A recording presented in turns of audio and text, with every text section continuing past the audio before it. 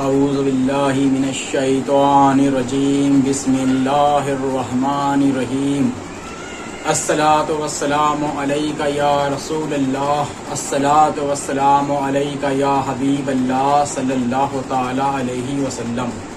السلام علیکم ناظرین حضرات، آپ سبھی کو یووا صوفی مشن میں خوش آمدید۔ جیسا کہ آپ جانتے ہیں کہ ہم صوفیہ اکرام کے علمی اور تہذیبی اور ادبی ویڈیو آپ تک پہنچاتے ہیں، تو آج پیر کے ادب اور پیر کی تہذیب کی یہ چوتھی ویڈیو ہم آپ تک پہنچائیں گے کہ پیر کا ادب کیا ہوتا ہے، پیر کی تہذیب کیا ہوتی ہے اور پیر کا کرم کیا ہوتا ہے۔ آج ہم اس ویڈیو میں خاص کر کے پیر کے کرم کی بات کریں گے کہ پیر کا کرم کیسا ہوتا ہے۔ اگر پیر کامل ہے تو وہ مرید کو صرف مرید کی نیت کے اوپر ہی منزل تک پہنچا سکتا ہے۔ تو ایسا ہی ایک حوالہ آج ہم آپ تک پہنچائیں گے سیرت فخر العارفین سے، صفحہ نمبر 159 اور 160، یعنی کہ 159 اور 160 سے۔ اب ہم آپ کو دادا حضور کا فرمان سناتے ہیں، ان کا واقعہ سناتے ہیں۔ فرمایا کہ شیخ کے سامنے اپنے آپ کو جاہل سمجھنا یہ بڑی بات ہے، مطلب آپ لوگ پیر کے سامنے خود کو جاہل سمجھیں، یہ ایک بہت بڑی اور بہت اچھی بات ہے۔ فرمایا شیخ کے سامنے ایک حکایات ارشاد فرمائی کہ ایک طالب علم تھے جو ایک بزرگ کی خدمت میں مرید ہونے کے ارادے سے گئے۔ انہوں نے فرمایا کہ ہم لوح محفوظ دیکھ کر کہتے ہیں کہ تمہارا نام ہمارے مریدوں میں نہیں ہے۔ ایک طالب علم کی طلب لے کر کے ایک پیر کی بارگاہ میں حاضر ہوئے۔ وہ پیر نے کہا ان سے کہ ہم نے دیکھ لیا تمہارا جو نام ہے وہ ہمارے مریدوں میں نہیں ہے، یہ بات ہم نے لوح محفوظ پر دی۔ تو ماشاء اللہ سبحان اللہ کہ الحمدللہ کہ ہمارے جو صوفیہ اکرام ہیں، ہمارے جو اولیاء اکرام ہیں، ان کو لوح محفوظ دکھتا تھا اور وہ اس پر دیکھ کر کے بات کیا کرتے ہیں۔ مولانا عبدالرحیم کے مریدوں کے زمانے میں ہے کہ طالب علم مولانا کی خدمت میں حاضر ہوئے۔ مولانا بہت بڑے عالم تھے۔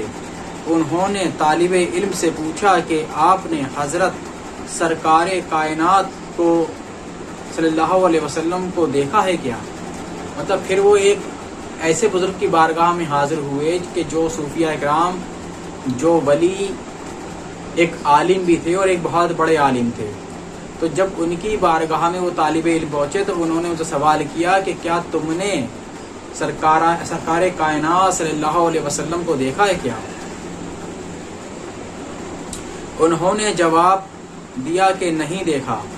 اس سوال اور جواب کے بعد مولانا نے فرمایا اچھا بیت المقدس چلے جاؤ اور حضرت سرکار کائنات کو دیکھ کر چلے آؤ۔ تو ان عالم نے فرمایا طالب علم سے کہ جاؤ بیت المقدس چلے جاؤ اور سرکار کائنات صلی اللہ علیہ وسلم کی زیارت کر کے آؤ۔ طالب علم فوراً روانہ ہو گئے اور یہ دریافت نہیں کیا کہ حضرت صلی اللہ علیہ وسلم کی پیدائش تو مکہ معظمہ میں ہوئی اور وفات مدینہ منورہ میں۔ تو جیسے ہی ان عالم نے ان طالب کو حکم دیا تو انہوں نے یہ نہیں پوچھا کہ آپ بیت المقدس کیوں بھیج رہے ہیں، نبی پیدا تو ہوئے تھے مکہ شریف میں، آپ کی وفات ہوئی مدینہ شریف میں اور آپ ہمیں وہاں کیوں بھیج رہے ہیں، سوال نہیں کیا۔ صرف اپنے پیر کے حکم کی تعمیر کی، وہ بھی جب وہ مرید بھی نہیں ہوئے تھے، صرف وہاں گئے تھے، لیکن ان کے اندر اتنا عقیدہ تھا اور اتنی تعظیم تھی، اتنا ادب تھا پیر کا کہ صرف حکم ملتے ہی چل دیے، سوال نہیں کیا آپ مجھے بیت المقدس میں کیوں بھیج رہے ہیں۔ اور وہ سیدھے بیت المقدس پہنچے اور وہ بیت المقدس پہنچ بھی گئے. بیت المقدس کہتے ہیں جہاں مسجد اقصیٰ ہے. اور حضرت سلیمان علیہ السلام نے جس مسجد کو جنوں اور دیووں سے بنوایا تھا اس میں گئے. تو وہاں جب وہ پہنچے تو وہاں ایک ایسی مسجد تھی کہ جسے سلیمان علیہ السلام نے جناتوں سے اور دیووں سے بنوایا تھا. تو آپ اسی مسجد کے اندر داخل ہو گئے. جو ہی اس مسجد کے اندر قدم رکھا ان پر انکشاف ہو گیا اور دیکھا کہ عرش اور کرسی سب جگہ حضرت سرکار کائنات جلوہ افروز ہیں. جب وہ طالب علم اس مسجد میں داخل ہوئے تو ان پر انکشاف طاری ہو گیا اور اس حالت میں انہوں نے دیکھا کہ عرش فرش اور ہر جگہ جو ہے صرف نبی ہی نبی دکھائی دے رہے ہیں.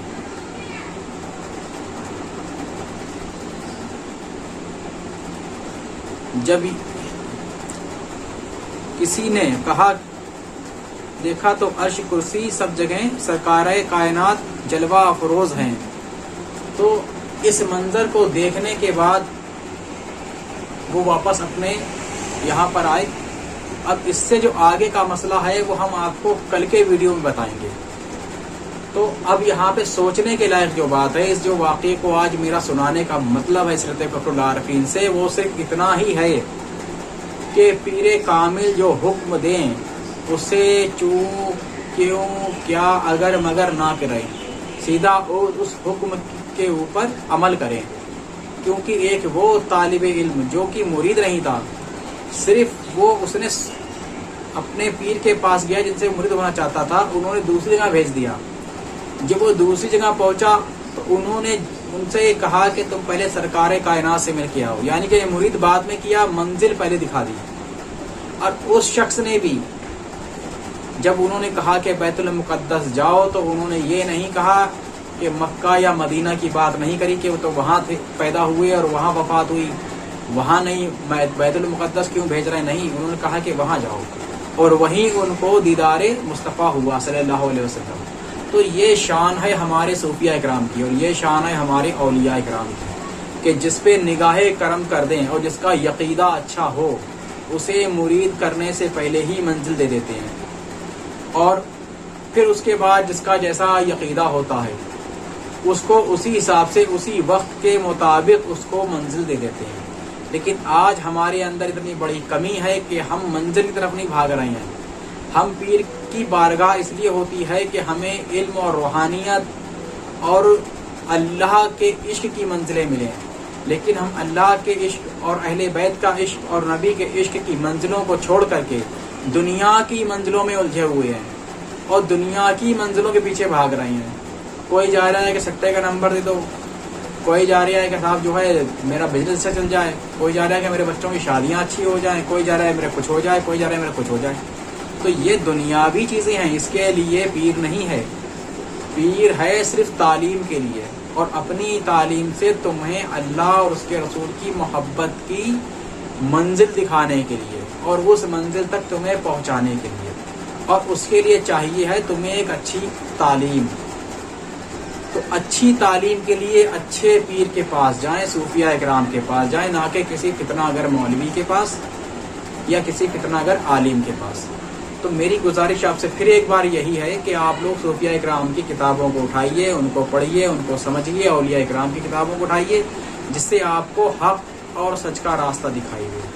اور جو لوگ نہیں پڑھ سکتے ہیں وہ اچھے صوفیہ اکرام کو ڈھونڈیں اور ان تک پہنچیں اور ان سے تعلیمات حاصل کریں, اور جو لوگ کتابیں پڑھ لیں وہ بھی ان تک پہنچیں, کیونکہ خالی کتابوں سے پورا علم حاصل نہیں کر سکتے. کیونکہ صوفیہ کا جو علم ہے وہ علم سینہ ہے, اور علم سینہ آپ کو کتابوں سے نہیں ملے گا. بس یہ ہے کہ کتابوں سے آپ کو رستہ مل جائے گی, منزل آپ کو پیر ہی دے گا علم سینہ سے.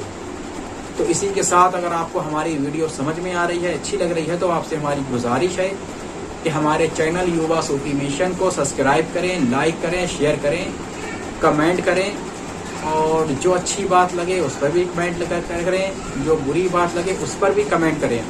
اور ساتھ ہی ساتھ اگر آپ کچھ جاننا چاہتے ہیں تو انشاءاللہ آپ ہمیں کمنٹ میں بتائیں, اگر ہم جانتے ہوں گے تو انشاءاللہ آپ کو بتانے کی کوشش کریں گے. اللہ حافظ.